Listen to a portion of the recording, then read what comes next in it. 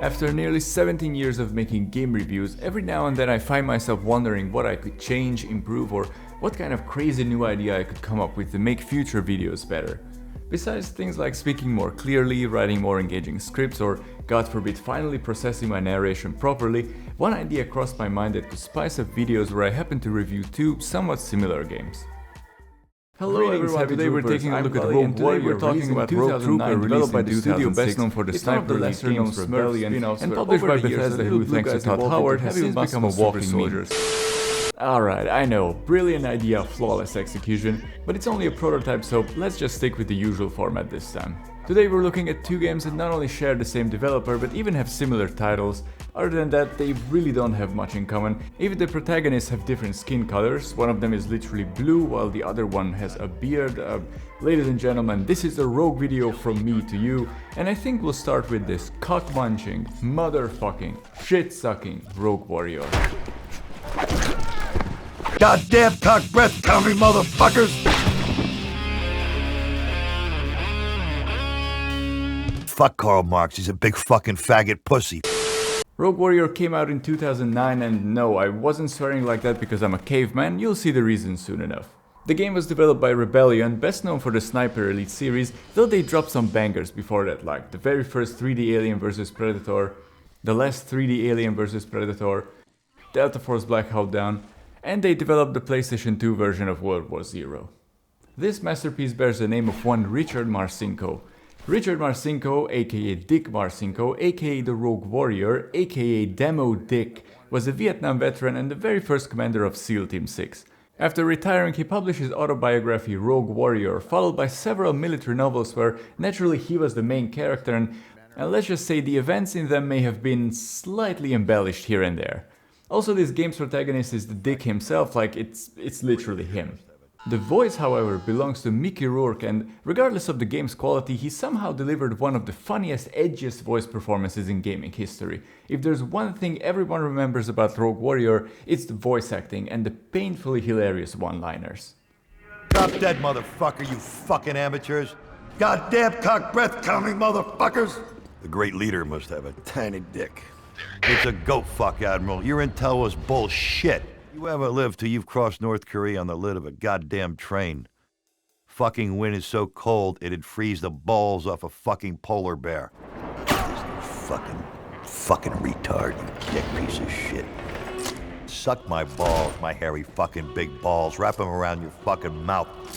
I believe this already sets the tone nicely as our story begins with Demo Dick and his two teammates, Sniper Schlong and Assault Anal Plug, sneaking into North Korea to investigate weapons of mass destruction. As badass as this elite squad supposedly is, after the very first operation you can't really call them a squad anymore. Old Dick is left to tackle North Korea all by himself. For the first few minutes, you might think you're looking at some kind of tactical stealth FPS. That idea is laughable. Sure, you can sneak around, but you're never required to, it's never difficult, and every stealth section is over in about a minute. The enemy AI is roughly on par with that of the serious Sam games, except they're also deaf and blind. To the game's credit, there are quite a few flashy takedown animations, and the gimmick where you shoot out the lights and continue with night vision is actually a neat one.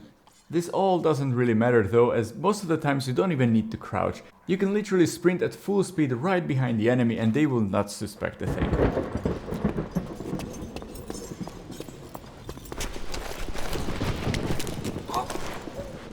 And even if you do get spotted, AKs blazing, soldiers screaming and barrels exploding, the guys in the next room or building somehow remain totally unaware. It's vastly depressing, but believe it or not, this is actually the better part of the game.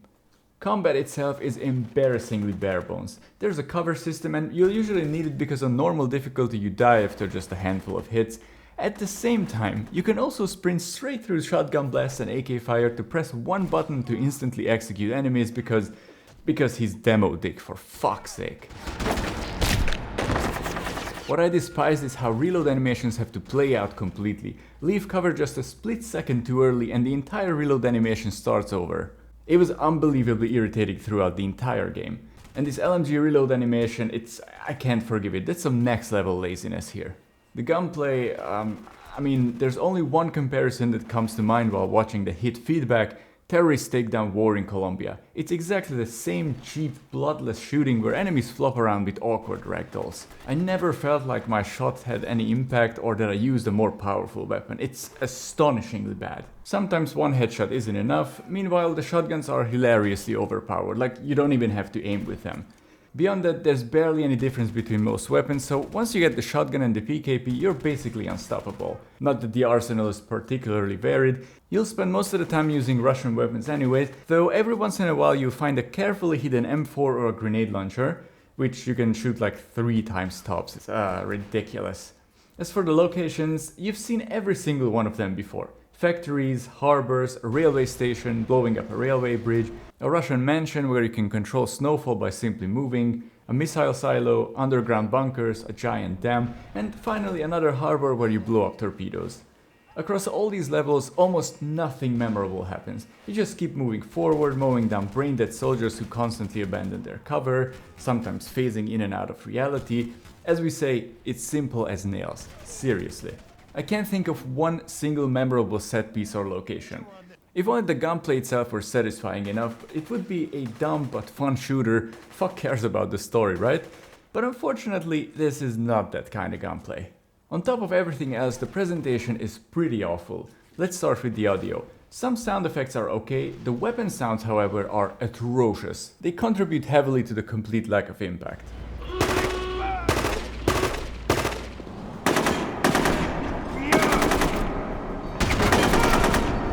Enemy dialogue is okay, I guess. Environmental ambience is almost unnoticeable, though it's not like some great immersion depended on it.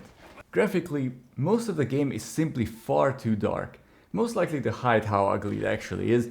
There are maybe 1 or 2 scenes where the lighting looks decent, but in 2009 that shouldn't really deserve a praise, and also everything else is so simplistic and generic, you would expect better from such an established developer. Alright, maybe I'm being overly harsh because of how miserable the gameplay is, but it feels exactly like a budget title to me. And guess what? Budget is the one thing that it definitely wasn't. Take a wild guess how much this thing originally cost. $50 fucking dollars. The console version went for $60. That's a crazy big dick move by the publisher, especially considering that the game can be finished in 2 hours. Yeah, a full price $50 to $60 release with a total runtime of 120 minutes. I'll let that sink in. And somehow in those 2 hours it still managed to frustrate me. Not because it's challenging, but because technically speaking, Rogue Warrior is an utter nightmare. I own the original Steam release, nowadays it costs around like €5, but even there you get constant stutters and micro lags.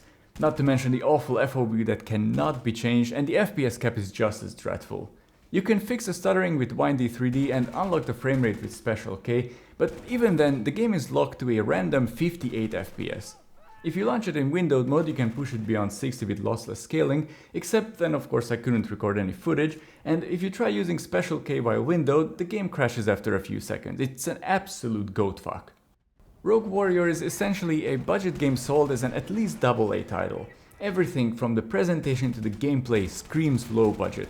What's truly remarkable is how Rebellion managed to create a game with absolutely nothing memorable in it, except for the fact that it's the only game where you can tell North Korean soldiers to wrap your hairy balls around their mouths, but making an entire game just for this seems unnecessary. I get that it has this cheesy 80s action movie vibe where Dick Marcinko himself is the big celebrity hero, may he rest in peace. Well, this game didn't exactly do much for his legacy. If you want to play as a real-life military legend, stick with the first 2 Soldier of Fortune games instead. And finally, here's the punchline. Bethesda originally hired Zombie Studios to develop Rogue Warrior. The studio, whose biggest success beside the Spec Ops series was Shadow Ops Red Mercury, and whose division was One Direct Action Games, who blessed us with masterpieces like World War II Combat Iwo Jima, Road to Berlin, and Combat Task Force 121. For very obvious reasons, Bethesda wasn't happy with what these lads put together, so development was handed over to Rebellion, who created a new concept and created the game we have today. Knowing the final result, I dread to imagine what Zombie Studios originally made. But I'm even more terrified at the thought that Bethesda executives looked at this game and said, "Yep, looks good, let's charge $50. I genuinely don't know which part is worse. One thing's for certain though, once you finish Rogue Warrior, the only thing you'll really remember is Mickey Rourke's hilarious performance. Maybe the best proof of just how seriously the developers took the whole project is the song that plays during the end credits. I don't think I need to comment on that. Ooh! Fucking commies keep getting in my way. Well, surprise, motherfuckers. Happy fucking birthday. That's right, Nighty Night, you sweet piece of shit. Enjoy the ride, cocksucker. Have a nice trip. Boom time, baby. Trick or treat. Looks like a party, come on. I got places to go and people to meet. Assholes are everywhere. Fuckers are out in force. Hi-ho, hi-ho, this fucker's gonna blow. Anytime, anywhere, any place.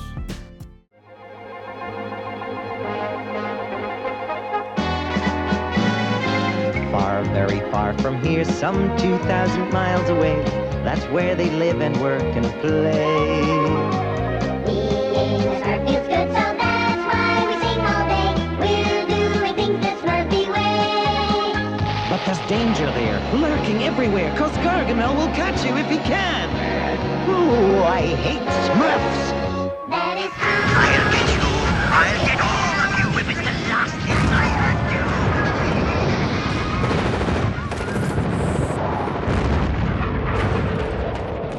Rogue Trooper, also developed by Rebellion and released in 2006, is one of the lesser known spin-offs of the Smurfs. It takes place in an alternate future where the muscular war-bred Smurfs created by the Southers wage endless war against the Russian-sounding Nazi-esque Nords on a planet called New Earth, which lives under the constant threat of two black holes.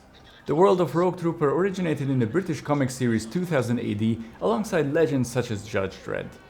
And yeah, the story is pretty much what I just described, minus the Smurfs of course. The Southern Southers and the Northern Nords have been trying to wipe each other out forever, so the Southern engineers come up with the blue-skinned genetic infantrymen or GIs. They're not bulletproof, but they're stronger and faster than ordinary soldiers. More importantly, they're also immune to every known poison, allowing them to survive on New Earth's toxic surface without any breathing equipment. The GI's final deployment takes place in the Quartz Zone, where a Southern general betrays them, resulting in the deaths of nearly every super soldier. Of course, our protagonist Rogue and his squad survive. This is how Rogue becomes the Rogue Trooper, disobeys his orders, and sets off alone to sabotage the Nords wherever he can. Well, not exactly alone, but you'll see what I mean in a second. Before we go any further, let's get the obvious out of the way. What you're seeing here is the Rogue Trooper Redux version, released in 2017, 10 years after the original.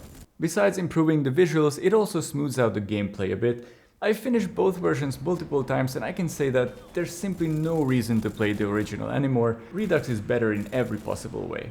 We start right in the middle of the war zone where we gradually reunite with the other three members of our squad, Gunner, Bagman and Helm. I'm gonna spoil this immediately because I kinda have to. Shortly after meeting them one by one, they all die.